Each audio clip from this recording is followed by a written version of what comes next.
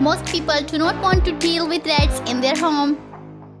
Traditional methods of controlling rats typically use poison, but some people do not like using rodenticides.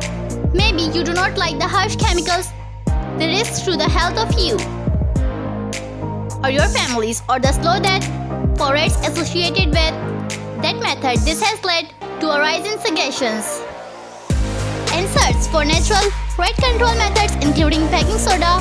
The result is many people wondering, does baking soda kill rats? Yes, it can, but the answer is much more complex than that. How the baking soda works. The idea behind using baking soda to kill rats is that the bicarbonate in the powder will react with stomach acids of the rodent. This will create a gas that is carbon dioxide. Since rats cannot pass gas, it will just build up within their digestive system. Eventually, it will cause a rupture or blockage. Is baking soda natural poison?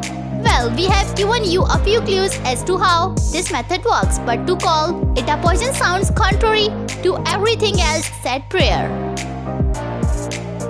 A naturally occurring chemically volatile cleaning agent, which we use ourselves to create our own version of delicious packed poison. So, if we can digest it and like to tell the tale, how can it be used to clear your home of the rodent tail?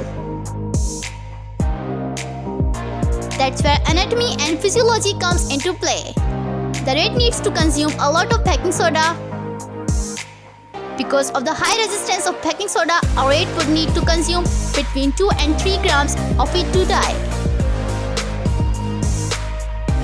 More importantly, this all has to be consumed in a short amount of time, as the rat could recover between consuming smaller quantities.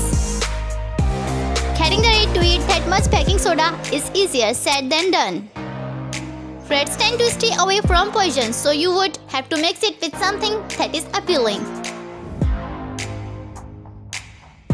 One that can be challenging, since you would have to mix the baking soda into enough food to mask it. Once you do that, you will be left with more food than a rat is likely to eat.